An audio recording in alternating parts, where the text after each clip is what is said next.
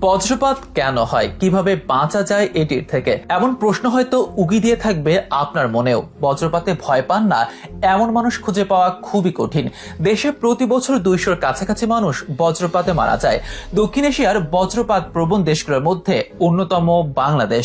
বজ্রপাত মহান আল্লাহর শক্তিমত্তার এক মহা নিদর্শন, তাই বজ্রপাত প্রতিরোধ করা সম্ভব নয়, তবে মোক্ষম কিছু উপায়ে সুরক্ষিত থাকার চেষ্টা করা সম্ভব।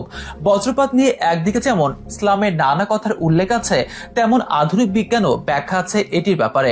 বজ্রপাত কেন হয়, কিভাবে সৃষ্টি হয়, কোন অঞ্চলে বেশি হয়, এটি থেকে বাঁচার উপায় বাকি, সেসব ব্যাপারে জানাবো আমাদের আজকের বিশেষ এই আয়োজনে। বজ্রপাতের বৈজ্ঞানিক ব্যাখ্যার সাথে আরো জানবো বজ্রপাত বেড়ে যাওয়া মহান আল্লাহ তাআলার কোনো সংকেত কিনা সে ব্যাপারে।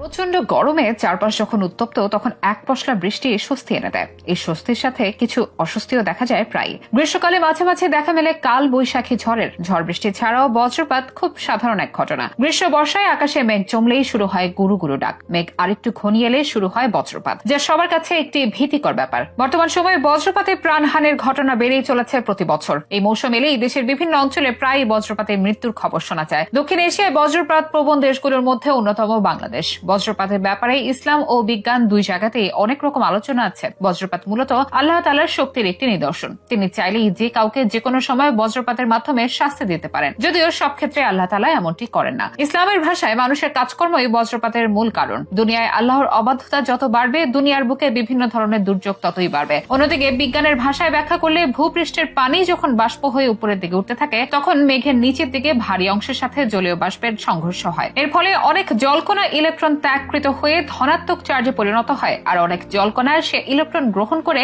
ঋণাত্মক চার্জে পরিণত হয়। মেঘের সঙ্গে আরেকটি মেঘের এমন ঘর্ষণে হয় বজ্রপাত। এ সময় উচ্চ ভোল্টের বৈদ্যুতিক তরঙ্গ যখন মাটিতে নেমে আসে, তখনই সবচেয়ে কাছে যা পায় তাতেই আঘাত করে। বজ্রপাত এতটাই শক্তিশালী যে ভূমি থেকে 3 মাইল দূরত্বের বজ্রপাত 1 বিলিয়ন থেকে 10 বিলিয়ন জুল শক্তি উৎপন্ন করে। একটি বজ্রপাতের শক্তি জমা করতে পারলে একটি পরিবার প্রায় 15 বছর বিনা পয়সায় বিদ্যুৎ ব্যবহার করতে পারবেন। অতীতের তুলনায় সাম্প্রতিক সময় বেড়েছে বজ্রপাত। হাদিস পাকের বর্ণনা থেকেও তা সুস্পষ্ট। হাদিসে এসেছে, যারা আল্লাহর অবাধ্যতায় লিপ্ত হবে না, আল্লাহ তাআলা তাদের বজ্রপাতের আওয়াজ শোনাবেন না। অন্যদিকে বিজ্ঞানীরা বলেন, জলবায়ু পরিবর্তনের কারণে তাপমাত্রা বেড়েছে, এর কিছুটা হলেও প্রভাব পড়েছে বজ্রপাতের ক্ষেত্রে। গবেষণা অনুযায়ী বাংলাদেশের হাওর অঞ্চলে বজ্রপাতের সংখ্যা বেশি, কারণ হাওরের জন্য এসব অঞ্চলে জলীয় বাষ্প বেশি হয়। ইসলামী পরিভাষায় আল্লাহ তাআলার বিধান মেনে জীবন পরিচালনায় রয়েছে বজ্রপাত থেকে বেঁচে থাকার উপায়। এদিকে বিজ্ঞানীরা বিভিন্ন পরামর্শ দিয়েছেন বজ্রপাতের থেকে সুরক্ষিত থাকার লক্ষ্যে। সাধারণত বজ্রপাত উঁচু কোনো স্থানে হয়, তাই বৃষ্টির উঁচু গাছ, টাওয়ার এবং বিদ্যুতের খুঁটির কাছে যাওয়া থেকে বিরত থাকতে হবে। এ সময় ট্রান্সফরমার থেকেও দূরে থাকুন। রাস্তায় বের হওয়ার পর এই ধরনের পরিস্থিতিতে পড়লে দ্রুত নিরাপদ স্থানে সরে যাওয়ার চেষ্টা করবেন।